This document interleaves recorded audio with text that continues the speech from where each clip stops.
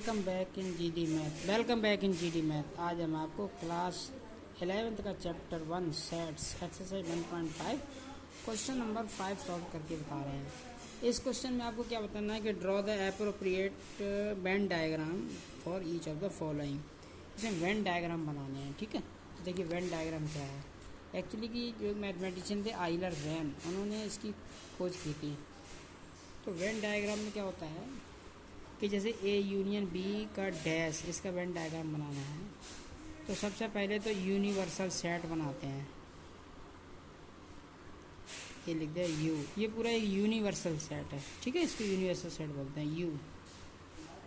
This is the you universal set. अब इसमें एक सेट है आपका ए और एक ये सेट है आपका बी, ये दो सेट हैं, ठीक है। तो अब जैसे ए यूनियन बी का मतलब होता है ए और बी दोनों मिला करके ये जो जगह है ये और बी, ये ए यूनियन बी हो गई। और चूँकि इसका डैश की बात करेंगे तो इसमें ये जगह छोड़ देंगे, यू में से ये ए और बी को हटा दो तो ये ए यूनियन बी का डैश आ जाएगा, ठीक है। तो ए और बी को हटा देंगे तो बाकी जो जगह जो सेट करेंगे ये हो जाएगी आपकी ए यूनियन बी का डैश। ये जो लाइन है ए और बी के अंदर नहीं आना चाहिए क्योंकि ए और बी को हमने छोड़ दिया है।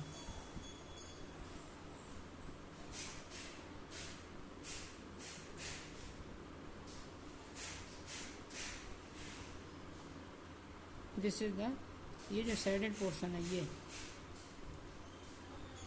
शेडेड एरिया क्या कहलाएगा, ए यूनियन बी डैश, ठीक है।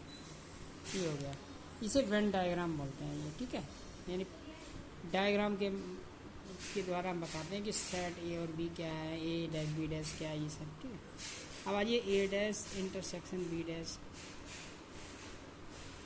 तो सबसे पहले यूनिवर्सल सेट यू बनाते हैं, जैसे द यूनिवर्सल सेट। यूनिवर्सल में ये सब पूरा हो गया ना। अब इसमें एक ये ए हो गया और एक ये बी हो गया, ए और ये बी।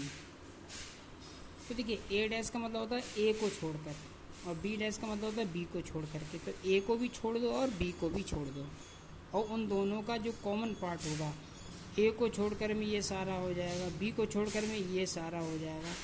तो ये जो शेडेड पोर्शन है यही आपका ए डैश इंटरसेक्शन बी डैश हो जाएगा। ए डैश इंटरसेक्शन बी डैश, ये शेडेड पोर्शन, ठीक है। इसको कई तरीके से बना सकते हैं, अभी तो मैंने जैसे बुक्स वगैरह में दिया होता है उसी तरह से बताया है। तो ये आपका जो शेडेड पोर्शन है, शेडेड रीजन ए डैश इंटरसेक्शन बी डैश, ये ए डैश और बी डैश का इंटरसेक्शन होगा, ठीक है। अब आइए आते हैं थर्ड पार्ट में, ए इंटरसेक्शन बी का डैश। तो देखिए सबसे पहले आप यूनिवर्सल सेट बनाइए, U, this is the A, this is the B, okay. Set A set B. अब देखिए इसमें A dash intersection B dash, A intersection B क्या हुआ, ए और बी का इंटरसेक्शन देखा जाए तो ये वाला ये जो पोर्शन है, ये जगह ये आपका हो गया ए इंटरसेक्शन बी। और जब डैश की बात करेंगे तो पूरे में से इसको हटा दो, यानी कि इसको सेट नहीं करना है, ठीक है। तो बाकी का जितना भी जगह बचेगी ये सिर्फ ये वाली जगह छोड़ करके वो सब डैश में आ जाएंगे।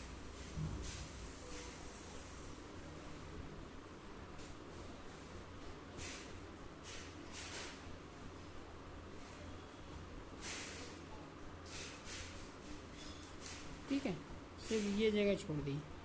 ये जो अनसेडेड एरिया है ये आपका हो गया ए इंटरसेक्शन बी, सॉरी ये जो शेडेड रीजन हो गया ये हो गया ए इंटरसेक्शन बी का dash. Shaded region A intersection B dash, okay, A intersection B dash. अब इसका ये फोर्थ पार्ट,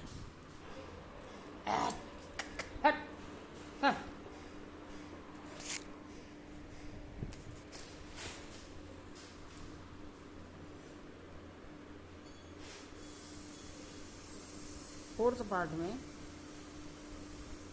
ए डैश यूनियन बी डैश। तो सबसे पहले यूनिवर्सल सेट बनाएंगे, ठीक है। This is the A, this is the B, A set B set. तो देखिए ए डैश मतलब हो गया ए को छोड़ करके, ए को छोड़ करके आपने जो सेट किया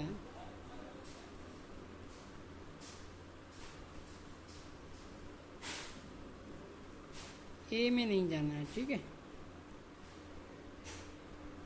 ए को छोड़ करके ए में नहीं जाना है। और बी डैश मतलब होता है बी को छोड़ करके, तो बी को भी छोड़ना है और ए को भी छोड़ना है, बाकी सब और दोनों मिला के यूनियन हो जाएगा। तो ये हो जाएगा ए डैश बी डैश दोनों को छोड़ करके जो एरिया है, देखिए ए को छोड़ करके ये वाला हो गया और बी को छोड़ करके ये वाला हो गया, तो दोनों का यूनियन, तो दोनों का यूनियन ये वाला हो गया इस तरह से, ठीक है। तो ये जो सैडेड रीजन हो जाएगा सैडेड रीजन